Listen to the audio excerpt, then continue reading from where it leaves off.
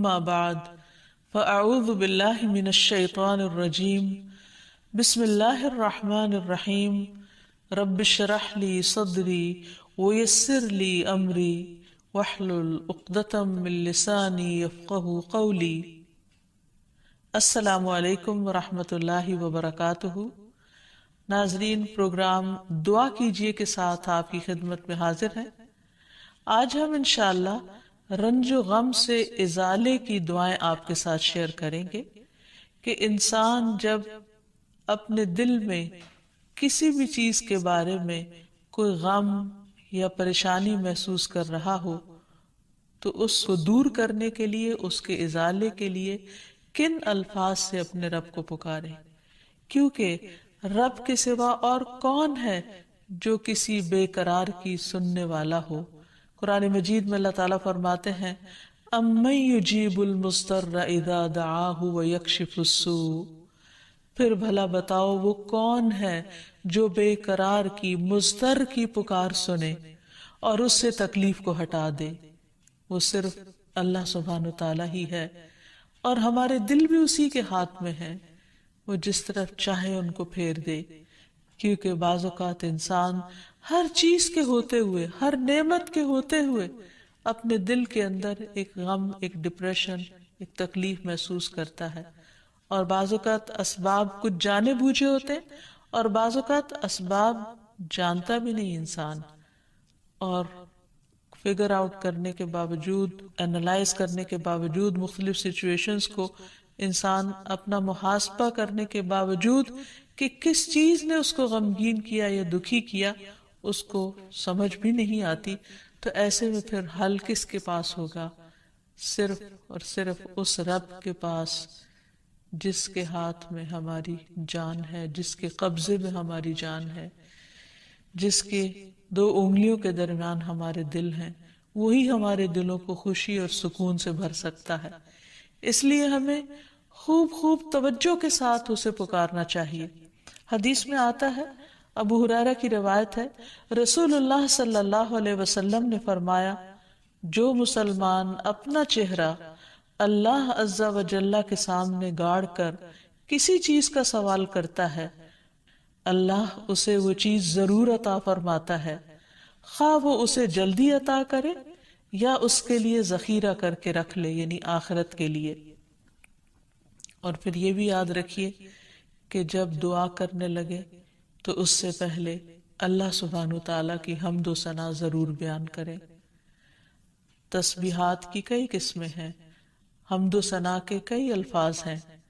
آج ہم کچھ نئے الفاظ دیکھیں گے کہ کس طرح ایک صحابی نے نماز کے دوران جب نبی صلی اللہ علیہ وسلم نے رکوع سے سر اٹھایا تو انہوں نے یہ الفاظ پڑھے، بے ساختہ، بے اختیار اللہ کی تعریف کے الفاظ، ربنا ولک الحمد حمدا کثیرا طیبا مبارکا فیہ۔ تو نبی صلی اللہ علیہ وسلم نے جب سلام پھیرا تو پوچھا کہ آپ میں سے کس نے یہ کلمات ادا کیے، کیونکہ میں نے دیکھا کہ 30 سے زیادہ فرشتے لپکے ہیں ان کلمات کو اٹھانے کے لیے، یعنی اتنے زیادہ یہ الفاظ پسندیدہ تھے، یہ کلمات اتنے خوبصورت تھے۔ تو اس لیے نماز کے اندر بھی، رکوع کے بعد بھی یہ دعا پڑھی جا سکتی ہے، اور عام حالات میں بھی جب ہم اللہ تعالیٰ سے کچھ مانگنے لگے تو اس وقت اللہ تعالیٰ کی حمد و ثنا کے طور پر بھی اس تسبیح کو پڑھا جا سکتا ہے۔ اور پھر اسی طرح ایک اور تسبیح بھی ہے، اللہم ربنا لک الحمد ملء السماوات وملء الارض وملء ما شئت من شیء بعد۔ اے اللہ، اے ہمارے رب، تیرے ہی لیے ہر قسم کی تعریف ہے جس سے کہ آسمان بھر جائیں، زمین بھر جائے، اور ہر وہ چیز جسے تو چاہے کہ وہ بھر جائے، یعنی خوب خوب تیری تعریف اور تیری حمد و ثنا۔ اور اس کے بعد نبی صلی اللہ علیہ وسلم کے لیے درود پڑھا جائے، اور پھر اپنے دل کی حالت اپنے رب کو بتائی جائے، اور اپنے زبان میں یا پھر مسنون دعاؤں کے ذریعے اللہ سبحانہ وتعالیٰ سے مدد مانگی جائے۔ حقیقت یہ ہے کہ رنج و غم انسانی زندگی کا حصہ ہے، اور جتنا بڑا کوئی غم ہوتا ہے اس پر اتنا ہی بڑا اجر و ثواب ہوتا ہے۔ حدیث میں آتا ہے جتنی مصیبت بڑی ہوگی اتنا ہی اجر بھی بڑا ہوگا، اور جب اللہ کسی قوم سے محبت کرتا ہے تو ان کو آزمائش میں مبتلا کر دیتا ہے۔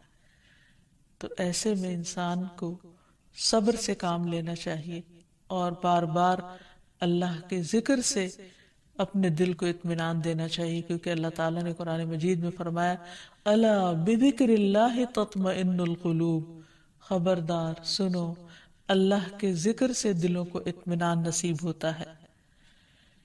پھر یہ ہے کہ غم اور تکلیفیں اور صدمے انسان کو گناہوں سے پاک کرتے ہیں اور انسان کے گناہوں کا کفارہ بن جاتے ہیں۔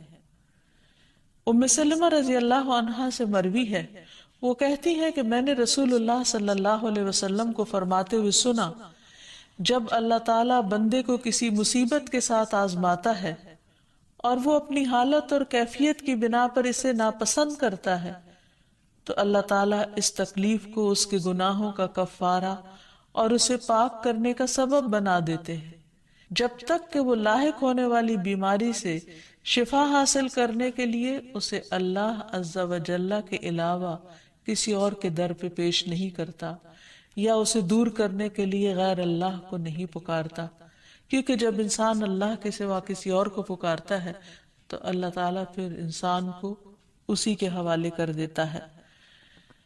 پھر اسی طرح یہ بات بھی یاد رہے کہ انسان جب کوئی غلط کام کرتا ہے تو اس کا بدلہ اس کو مل کر رہتا ہے۔ ہاں، یہ الگ بات ہے کہ اللہ تعالیٰ معاف کر دے۔ اس سلسلے میں حضرت ابوبکر رضی اللہ تعالیٰ عنہ سے ایک حدیث مروی ہے، وہ کہتے ہیں کہ اے اللہ کے رسول صلی اللہ علیہ وسلم، اس آیت کے بعد درستگی کیسے ہو سکتی ہے؟ ہماری جان کیسے چھوٹ سکتی ہے کہ لیس بامانیکم ولا امانی اہل الکتاب من یعمل سوءا یجز به ولا یجد له من دون اللہ ولیا ولا نصیرا، کہ نجات کا دار و مدار نہ تمہاری آرزوؤں پر ہے اور نہ اہل کتاب کی آرزوؤں پر، جو بھی برے کام کرے گا اس کی سزا پائے گا اور اللہ کے سوا کسی کو اپنا حامی و مددگار نہ پائے گا۔ جو بھی ہم کام کریں گے اس کا بدلہ تو ہم کو دیا جائے گا۔ تو آپ صلی اللہ علیہ وسلم نے فرمایا اے ابو بکر، اللہ تم کو بخشے، کیا تم بیمار نہیں ہوتے؟ کیا تم غمگین اور رنجیدہ نہیں ہوتے؟ کیا تم تنگی اور پریشانی سے دوچار نہیں ہوتے؟ وہ کہتے ہیں میں نے کہا جی ہاں۔ آپ نے فرمایا اسی طرح تو تم کو بدلہ دیا جاتا ہے۔ یعنی قرآن مجید میں یہ جو آتا ہے نا من یعمل سوءا یجزا بہ، جو برا کرے گا بدلہ پائے گا، تو یہ بیماریاں، تکلیفیں، دکھ، یہ ایک طرح سے بدلہ ہے۔ پھر یہ یاد رکھیے کہ انسان پر جب بھی کوئی غم یا تکلیف یا پریشانی آئے تو وہ اپنے غم کا حال اپنے رب کو سنائے، جیسا کہ یعقوب علیہ السلام یوسف علیہ السلام کی جدائی میں جب کرب اور تکلیف میں مبتلا ہوتے تو وہ اپنے غم کی داستان اپنے رب کو سناتے۔ قرآن مجید میں آتا ہے انما اشکو بسی وحزنی الی اللہ، کہ میں اپنے غم اور دکھ کی داستان اپنے رب کو ہی سناتا ہوں۔ یعنی لوگوں کے سامنے چرچا نہیں کرتے تھے کہ ان کے دل پر کیا بیت رہی ہے، ہاں وہ اپنے رب سے ضرور اپنے غم کو شیئر کرتے تھے۔ اسی طرح یونس علیہ السلام کا قصہ ہمارے سامنے ہے۔ قرآن مجید میں اللہ تعالیٰ فرماتے ہیں وَذَا النُّونِ إِذ ذَهَبَ مُغَاضِبًا فَظَنَّ أَن لَّن نَّقْدِرَ عَلَيْهِ فَنَادَىٰ فِي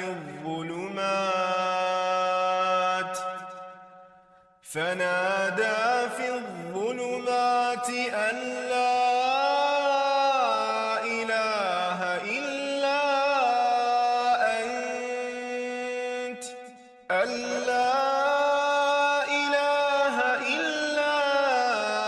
أنت سبحانك إني كنت من الظالمين فاستجبنا له ونجيناه من الغم وكذلك ننجي المؤمنين۔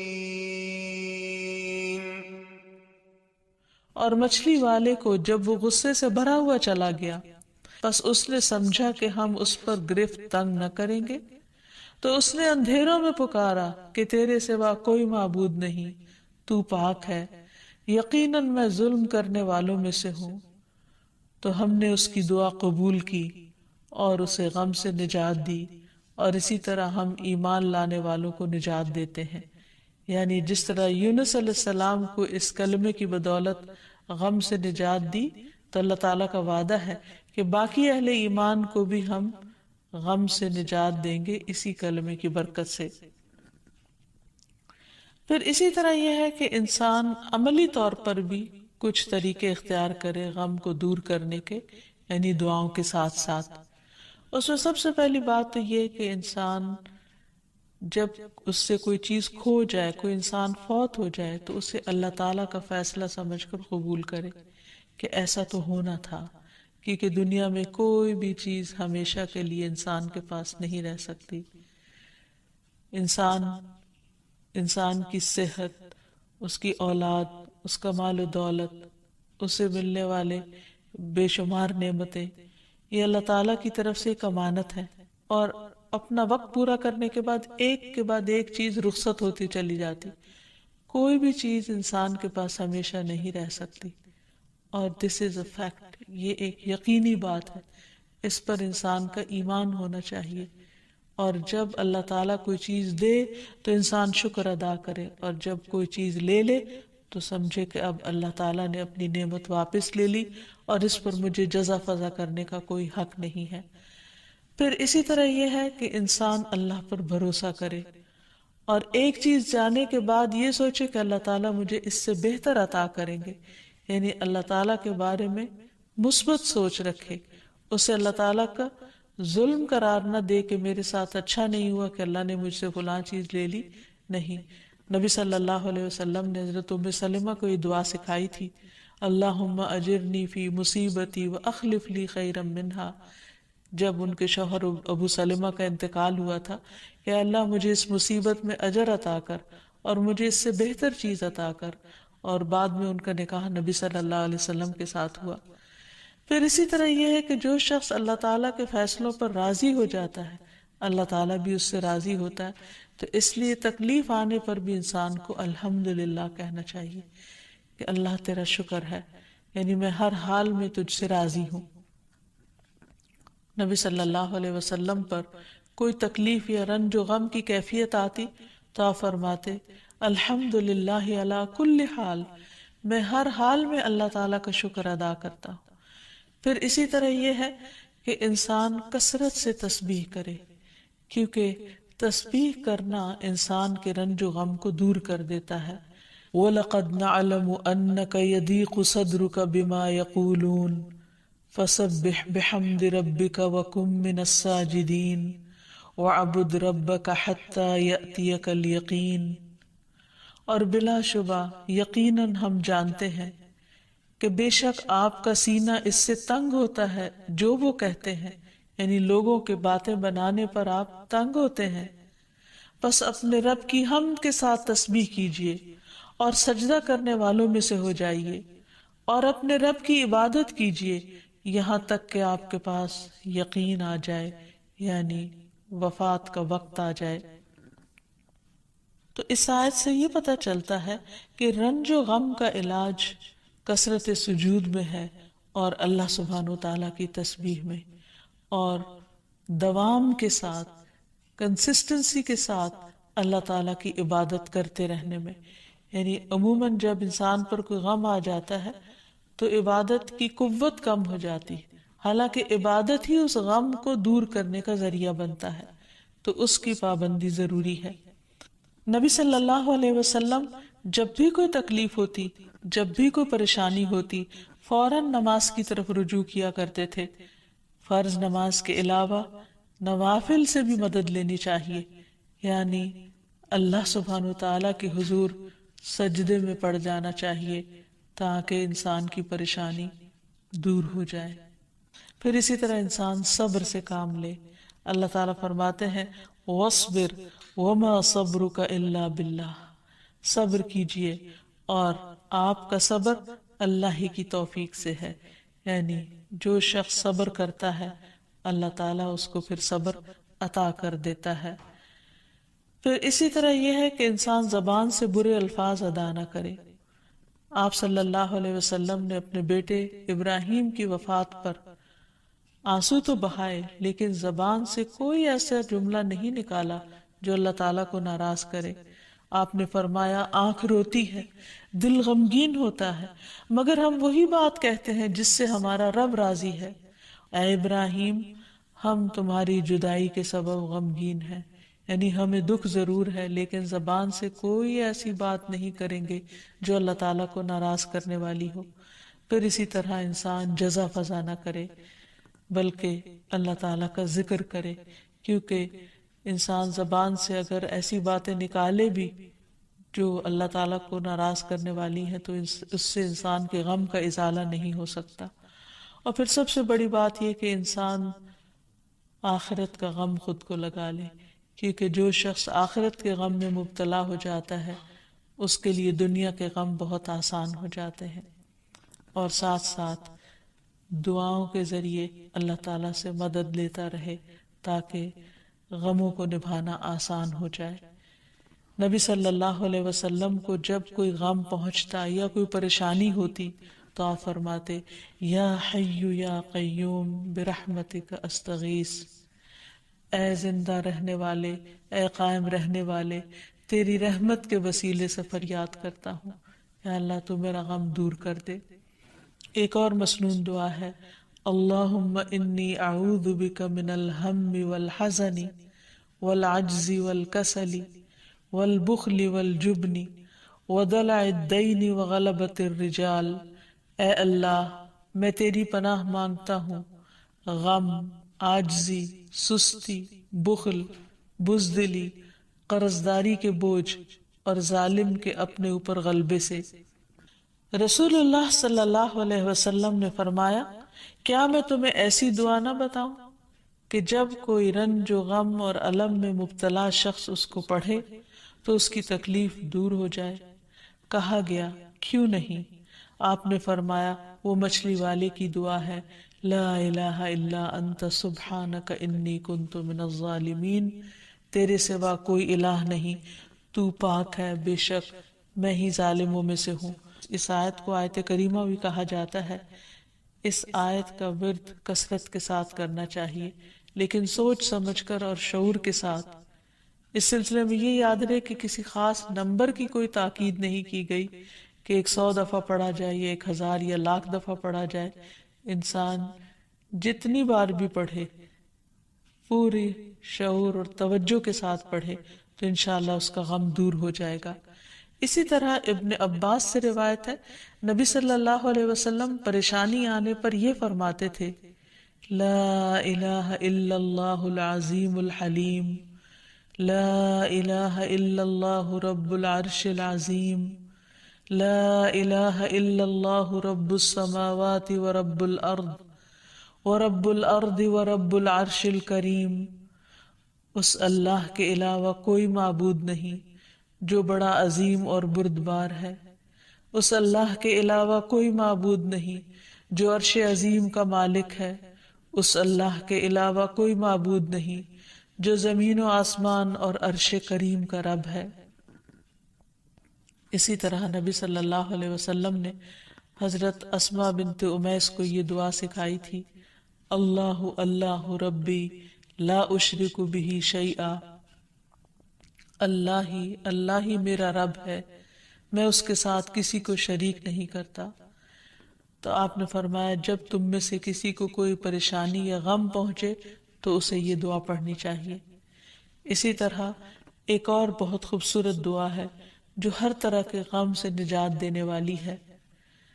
رسول اللہ صلی اللہ علیہ وسلم نے فرمایا کسی شخص کو جب کوئی غم اور دکھ لاحق ہو تو وہ یہ کلمات کہہ لے اللہم انی عبدک وابن عبدک وابن امتک ناصیتی بیدک ماض فی حکمک عدل فی قضاؤک اسألک بکل اسم هو لک سمیت به نفسک او علمتہ احدا من خلقک او انزلتہ فی کتابک اب استأثرت به فی علم الغیب عندک ان تجعل القرآن ربیع قلبی ونور صدری وجلاء حزنی وذہاب ہمی۔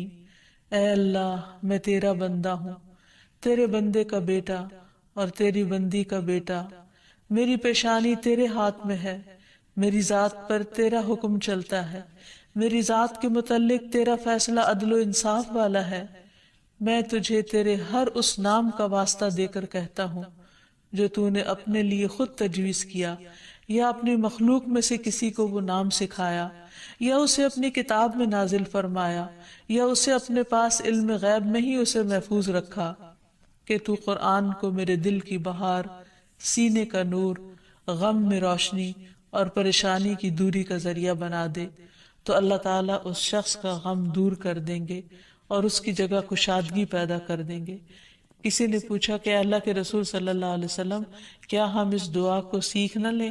فرمایا کیوں نہیں، جو بھی اس دعا کو سنے اس کے لیے مناسب ہے کہ وہ اسے سیکھ لے۔ یعنی ہر شخص کسی نہ کسی طرح غم میں سے گزرتا ہے اور اس کو اس کی ضرورت پڑ سکتی ہے، اس لیے اسے سیکھ لینا چاہیے۔ اسی طرح کرب کے وقت نبی صلی اللہ علیہ وسلم جب کسی پر دم کرتے تو یہ دعا پڑھا کرتے تھے، امسح البأس رب الناس بیدک الشفاء لا یکشف الکرب الا انت۔ اے لوگوں کے رب، اس کی تکلیف کو دور فرما، شفا تیرے ہی ہاتھ میں ہے، اس تکلیف کو تیرے سوا کوئی دور نہیں کر سکتا۔ تو گویا انسان کسی بھی غم، گھٹن، پریشانی، تنگی، تکلیف میں اپنے رب سے خوب خوب دعا کرے، اس یقین کے ساتھ کہ یہ تکلیف صرف وہی دور کر سکتا ہے۔ اور جب یقین کے ساتھ دعا کرے گا تو دعا قبول بھی ہوگی۔ تو اللہ تعالیٰ سے دعا ہے کہ وہ ہمارے سب کے دلوں کو قرآن کے نور سے منور کر دے اور غموں کے اندھیروں کو دور کر دے اور ہمارے دلوں کو راحت اور اطمینان نصیب فرمائے۔ وآخر دعوانا ان الحمد للہ رب العالمین۔ السلام علیکم ورحمۃ اللہ وبرکاتہ۔